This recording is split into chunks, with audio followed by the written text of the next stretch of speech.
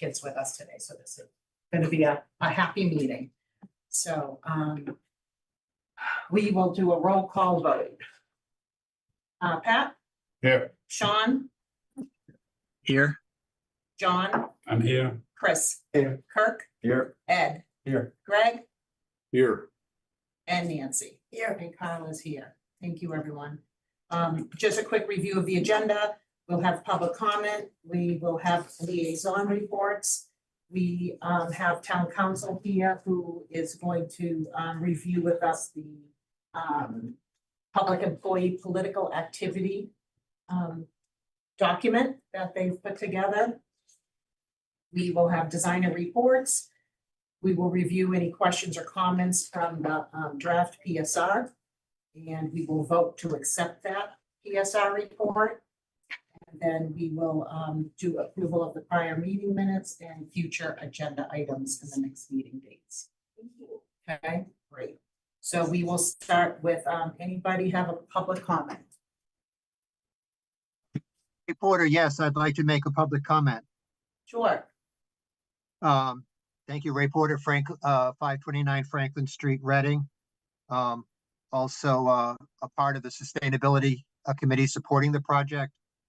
Also an RMLD Commissioner and former Reading Climate Committee Advisory Chair. Calling in to support the electric options 1 and 3 for full geothermal or full geothermal, partial geothermal with air source heat pump support. That is among the options presented to the Sustainability Committee. Feel that these two options represent the community values that this building committee is considering, including energy efficiency and life cycle cost. These options came up positively in the life cycle analysis presented by the engineers and will represent the most efficient use of energy for the project. It'll also support the goal of gaining economic incentives. The MSBA reimbursement and the IRA tax credit will bring millions of dollars to the town to support those projects. So from the point of sustainability, I support those two options. Also, operational expense. The energy efficiency has a minimum energy efficiency rating of 4. The SCR of 4 means that we're using far less energy to deliver the heat and cooling needed. And the cost of that energy would then come from RMLD, which has the lowest rates in the area. But my main point besides that is that we should engage with RMLD on the use of solar panels as a part of the design and integrating those into the design, making sure that the roof is capable of handling or how many panels the roof can handle as we get into building construction and layout. Consider solar panels for the parking lot. The need to consider these things up front as part of the design means that we can provide structural support as in the design rather than come back and look at these things later. Too often projects have come through Reading, such as the schools, where discussion about doing solar panels may have been handled early on, but by the time the roof was designed and constructed, options for putting panels up there was no longer available. Parking lot structures also need footings which can handle wind loads and snow loads, ice loads on panels that cover parking lots. So these two also should be considered as part of the project. Also engaging RMLD in the discussion of how power would be done. The power could be town-owned or utility-owned. Probably the preferred way is being discussed by the Parker School would be a power purchase agreement. And in terms of being able to have a resource on the schools, but not have the maintenance required, just an agreement on the power purchase arrangements. And then final benefit of solar would be that there would be battery backup.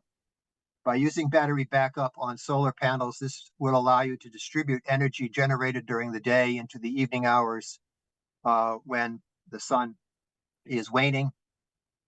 It would also provide a resource for emergencies when needed, rather than have a generator for that purpose. So having a battery you use continuously rather than a generator you use sparingly is another offsetting benefit of the project.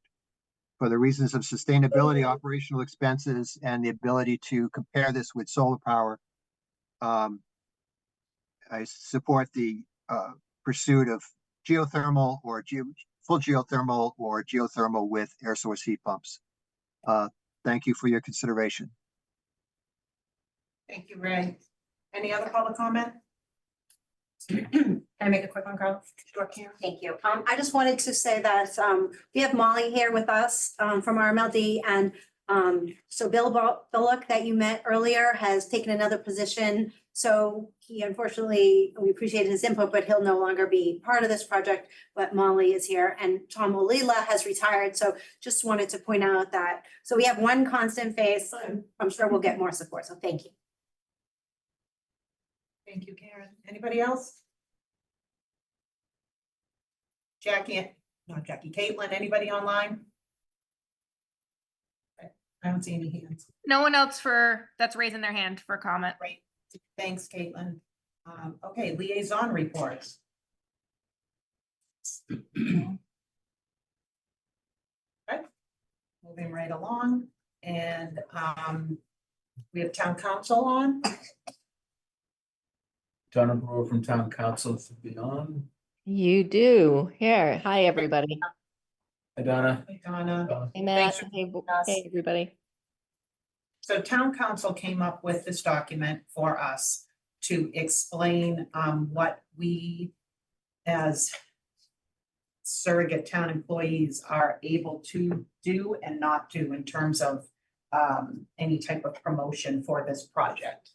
So she's going to give us a very general overview, and the committee needs to be reminded that if you have any specific issues or specific questions that relate to you, we always have access to town council, and we always have access to the ethics board, right? With the state that you can call their number and get very specific guidance as to your specific situation. Those are just two options for us. So Right. it So, thank so you.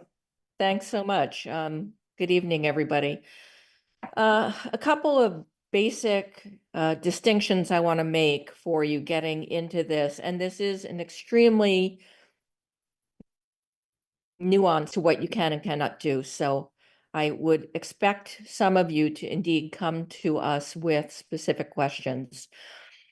But first, there's two laws you need to keep in mind. One is Chapter 268A, which is our standard ethics law. And the other is Chapter 55, which is the campaign and political finance law. They have overlapping, but sometimes different requirements for public officials, public employees who want to engage in advocacy on behalf of a matter that's going to come before town meeting or come before the voters on a ballot. Chapter 55, the campaign and political finance law, only applies to elections. That is, its requirements do not apply to advocacy rules for town meeting. For town meeting, what you need to comply with is Chapter 268A. And the chapter that, the chart that is attached to Ivria's June letter is from the Ethics Committee. And it is the first thing that you should look at as you're going forward, figuring out what you can and cannot do. One thing that you will see in that chart and in Ivria's letter is the distinction that both laws make between elected and appointed officials. The ethics law, Chapter 268, makes a distinction between appointed policymaking officials and appointed non-policymaking public officials. The campaign and political finance law does not make that distinction. It only makes a distinction between appointed and elected. For the purposes of the ethics law, you all should consider when looking at this chart, the restrictions and the opportunities that you have as appointed policymaking public officials, even though some of you are elected. For the purposes of this project and your service on the school building committee at this stage, you should take a look at the chart for those columns. So generally, what can you do? You can advocate for the project. You can vote as a committee to support the project, and you can post on the ordinary ways in which you communicate with the constituents what your position is on the project. The tricky part comes when you want to do things like engage in email blasts to the voters, or if you want to put your name on a document that supporters of the project put out there. They will publish an ad and they want to include your name. And that then gets into the area where you have restrictions. So you cannot use your official title on such things as an advertisement that's going to go, or in a email blast that's going to go through a group that supports this project. You can use your own names, and you always have that right to use your own individual identities to support a position. The restriction comes in using your official title. It also comes with using public resources. So you couldn't, even as a committee, publish an advocacy piece and make that available to the voters. You can send out information. You can do analyses of how this project will affect your school district, for example, but you can't advocate on it using public resources. That's sort of the general overview as to what you can do and what you can't do. As I say, there's a lot of nuance in this area, so I don't expect it to be an area that's going to, frankly, make a lot of sense in some circumstances. But we have the guidance from the state, from the courts as to what you can and cannot do, and it is set out in this chart that Ivrea has attached to her June letter. Donna, can I ask a question? Sure. For the majority of this group, right? Mhm. Are we looking primarily, people on this board are appointed?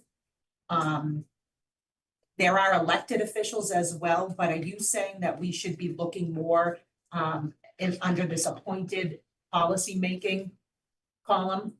Yes, because for this project, that is your role as a member of an appointed body subcommittee, and those are the rules that are going to apply. When it moves beyond this, when it moves beyond the subcommittee stage, but although frankly, it never will, because you guys are going to be around until the project is completed. So yes, you only want to look at the appointed policymaking column.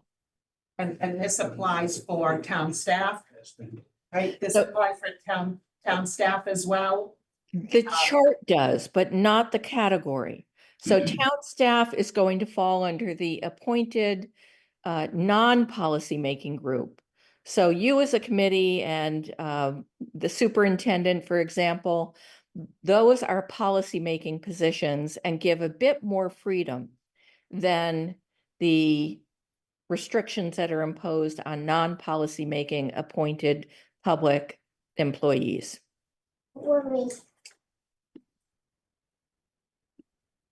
That's a question. I can imagine we have a lot of questions from teachers too, like what their role will look like here too. We can pull out from this chart and start to put together some advisory, but I know if something that already exists, that might be easier for us. We don't have to recreate the wheel. Yes, so for teachers, for example, and I think Ivrea had an example of what teachers can and cannot do in her letter. So you want to take a look at that. But basically, teachers are not going to be able to do anything in the workplace, and they're not going to be able to use any public resources to support this project. They're going to have to act just as individuals outside of work hours and not using things like school email lists. They're not going to be able to use their classroom teacher lists, parent lists. They're not going to be able to use the school copy machines or scanners for any of this kind of work. They're just simply going to have to do it in their individual capacities outside of work with outside resources. Thank you. Ask a quick question. Go ahead. So, Donna, just two questions for me. And again, just to clarify, on the back of Carla's question, whether you're an elected or not, from a Killam School Building Committee, we're all treated as appointed policymaking. Whether you were elected into your other position or not, we're all appointed for purposes of this committee. Correct. Okay. Second question on the not using your title. So if I were to reach out, is it, I can't reference it in any part of the communication that I'm on the committee, or is it I just can't sign it saying that I'm on the Killam School Building Committee? If it's in the body of the email or communication, so you can't have any reference that you're on the committee if you're going to send any kind of communication? Outside of the communication that you as a committee will take, that is correct. Okay.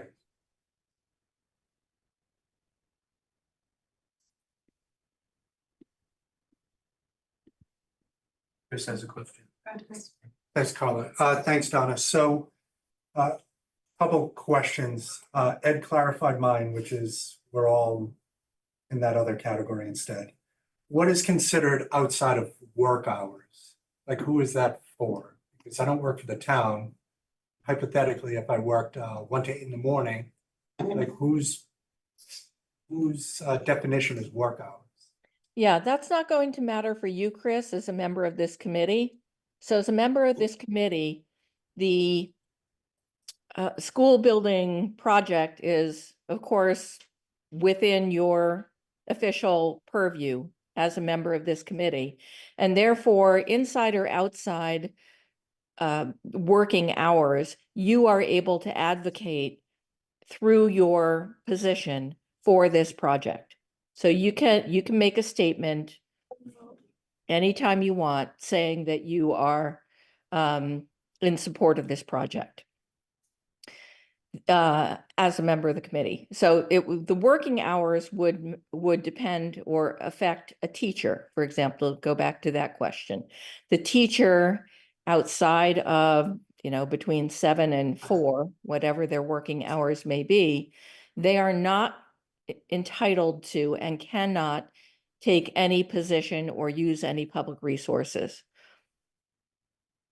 And then how does it deal with, say the Killam PTO or something like that? Where would they fall under?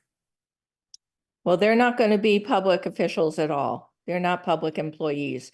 What they may have to do is look at the campaign and political finance law.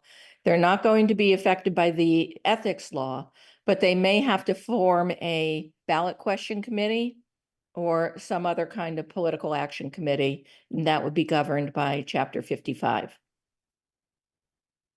Thanks.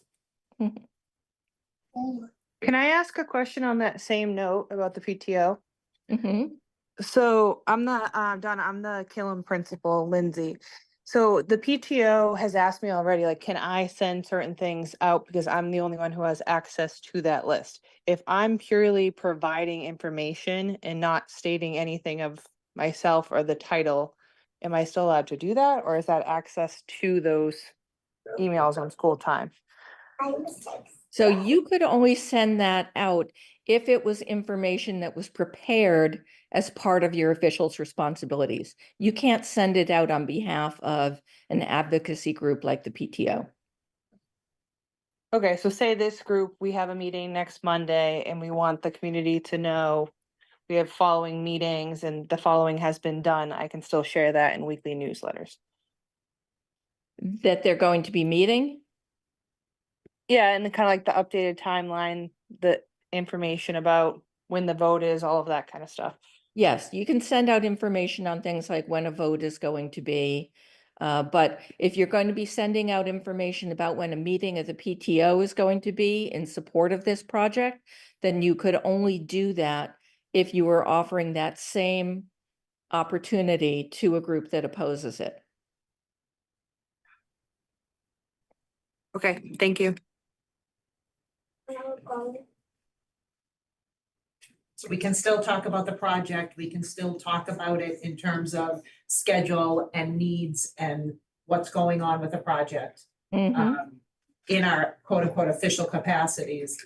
But if it delves into the line of providing email addresses or anything for a ballot question, a yes for or a no for campaign, we're not allowed to do that unless we're doing it equally if there are two sides of that coin.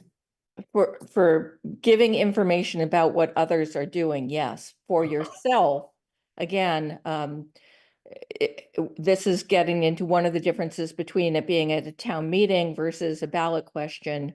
Town meeting, you can take a position and advocate for it. For the ballot question, you cannot.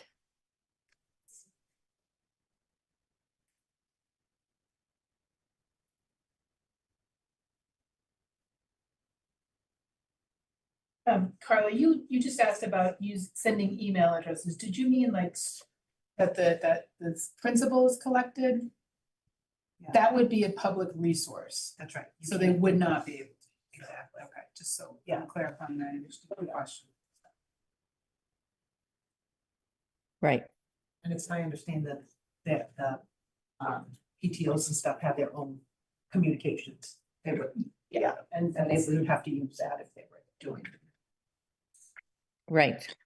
Just a point of clarification, I think we need to really push that with all of the PTOs because it's only families who sign up.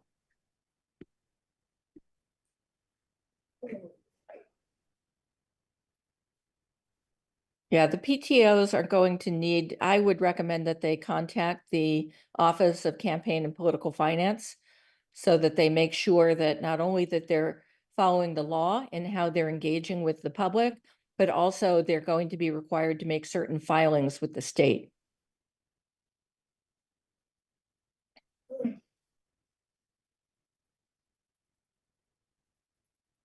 Donna, Mhm. eventually hope that there will be an advocacy group that comes forward and operates independently, does all the right things.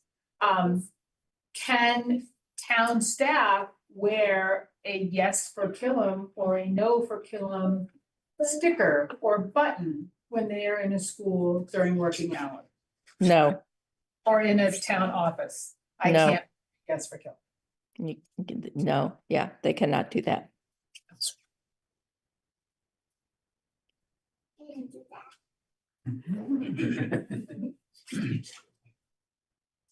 Other questions?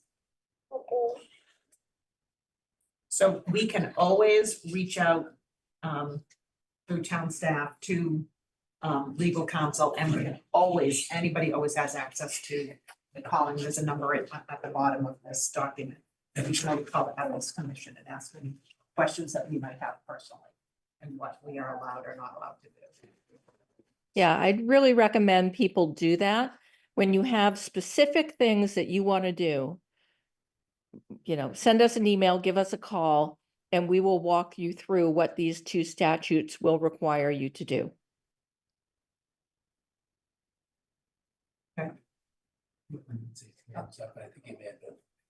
Lindsay, do you have a question? I see your hand up. Sorry, that was from before. I do think that my position's a really tricky one with this. And sometimes it comes up kind of quick. So I'm hoping we can look at that as it keeps evolving. Yeah, your position, Lindsay, is going to be as a appointed non-policy making position. So you should have, if you look at the packet that was put online, you will find there the chart I've been talking about tonight. Mhm. And that will, if you look at that column for appointed non-policy making, then you should have some more guidance as to what you can and cannot do. Great, thank you.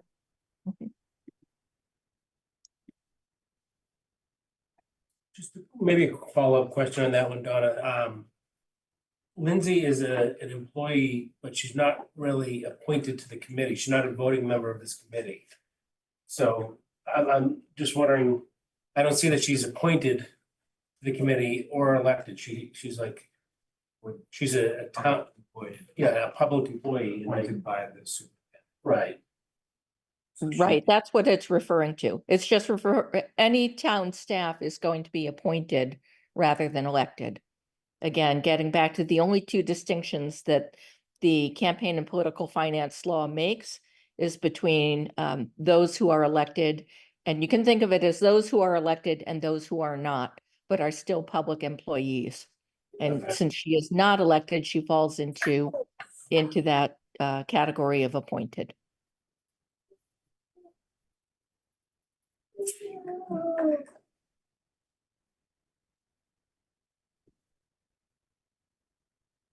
People more confused now than they were before?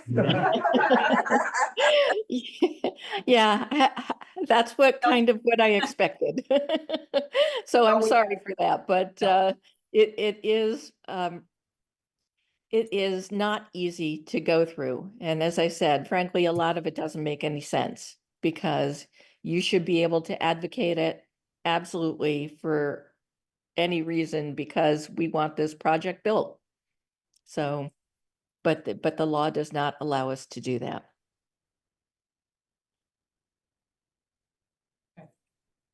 Thank you. And we know at least we have avenues for questions in the future. So, Yes, yeah, Okay. we're here. great. Thank you, Donna. Okay, take care, everybody. Have a good night. Thank you. Bye. Bye-bye. Okay. We'll move on, the designer reports. Review any questions or comments on the draft PSR report.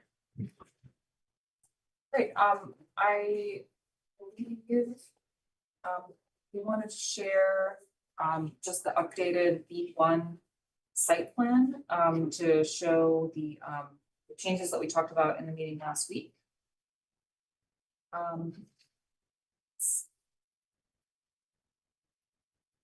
See Lindsay's hands up. I think that's what. Yeah. Oh, from before.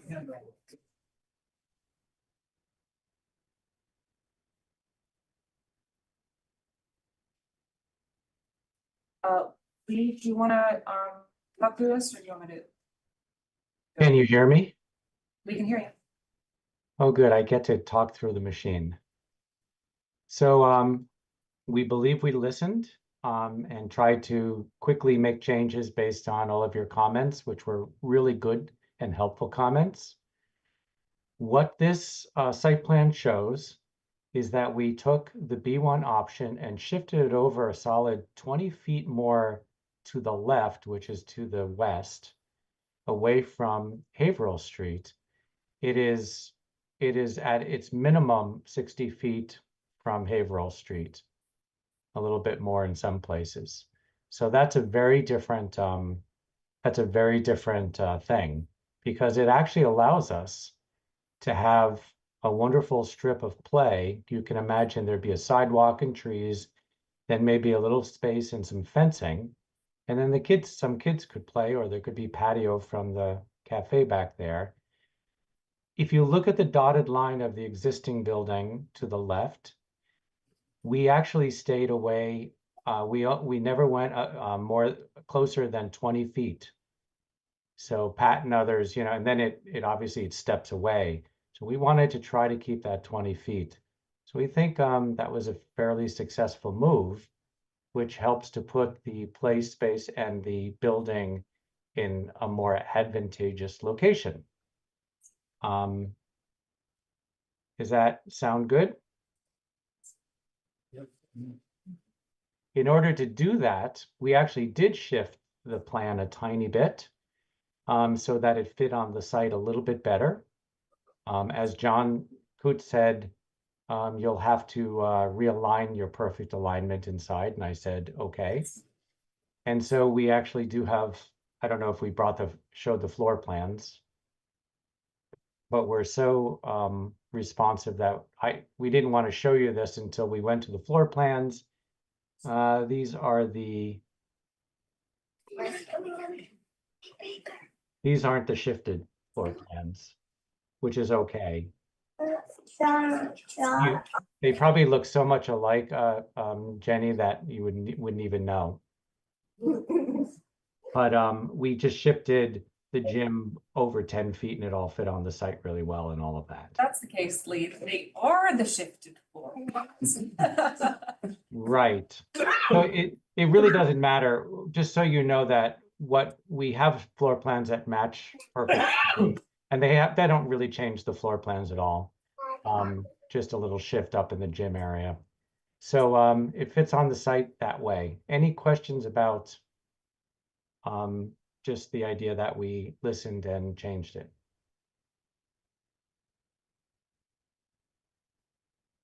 Good. Thank you.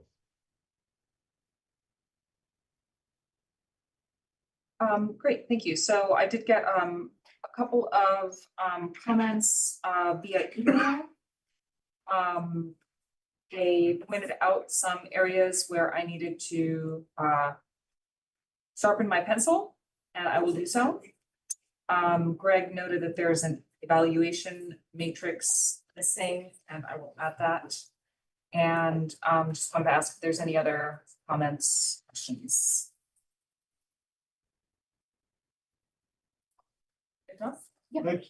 One comment, there's a lot of like finishes specified throughout the PSR report. Some that I would imagine, or just some design elements that are still up in the air. So For sure. That's assumed that this is like a starting point. Exactly. And we'll get into a process for involving the committee and all so- those decisions later. The idea there is to provide a descriptive narrative to the cost estimator to give them a kind of Baseline. a baseline Yeah. on which to base their cost estimates. You know, probably our cost estimator is so familiar with these kinds of projects that it's not even necessary, but it's. But everything will be, nothing has been designed yet, as you note, in terms of finishes, exterior, interior. So it will all be designed and reviewed as we go along. Okay, thank you. Yes. Okay. That's all. Great. Want to make a motion? Sure. I'll move to authorize the OPM and design team to complete the PSR document and submit to the MSDA prior to August 21st, 2024. Second. Any discussion? Okay. Seeing none, we'll take a vote. Pat, Yes. Sean, Yes. John, Yes. Chris, Yes. Kirk, Yes. Ed, Yes. Greg, Yes. Nancy. Yes. And Carla, yes. The motion passes. Yay. Great job. An enormous document. Look at that. And approval of prior meeting minutes. Everybody had a chance to review?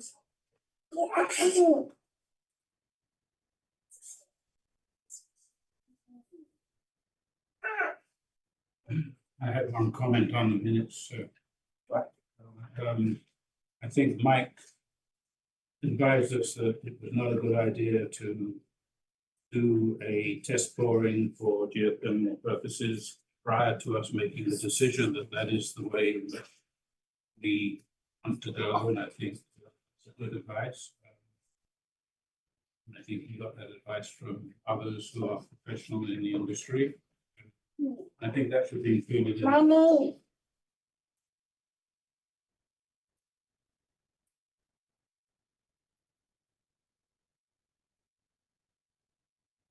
If it gets approved, Caitlin, if we could have Caitlin just have that piece of it. Yes, I can make those changes. Thanks, Caitlin. Anybody else? Okay, so how about a motion to accept the 8/5/2024 meeting minutes? As amended. As amended. So Yeah, go ahead. So moved. Second. Perfect. Any discussion? Seeing none, we'll go to a vote. Pat, Yes. Sean, Yes. John, Yes. Chris, Yes. Kirk, Yes. Ed, Yes. Greg, Yes. Nancy, Yes. and Carla, yes. And that motion passes. And moving on, future agenda items and next meeting dates. We have Wednesday, we have our community meeting at 7:00 in the Reading Public Library. Shirley, I believe, is gonna get over the list of meeting dates moving forward. I guess she was just waiting for one comment from someone on Thursday. So once we get that out, we'll populate the people's schedules, the meeting dates moving forward.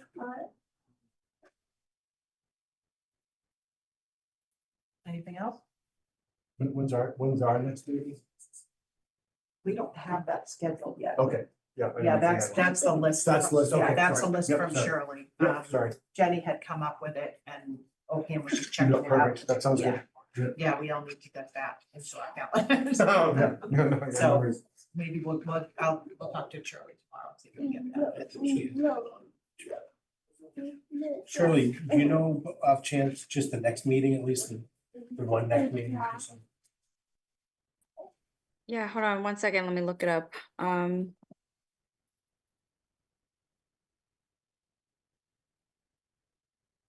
Not to put you on the spot or anything. No, you Too good?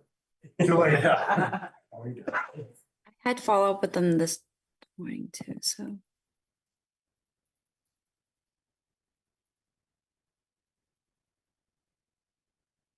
See the schedule.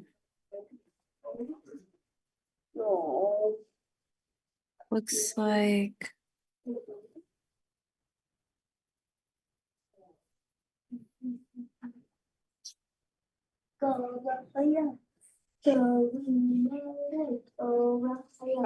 Looks like it would be and correct me if I'm wrong, Jenny, I know you kind of created this too, is the SBC meeting for FAS updates on September 30th. Is the proposed next date.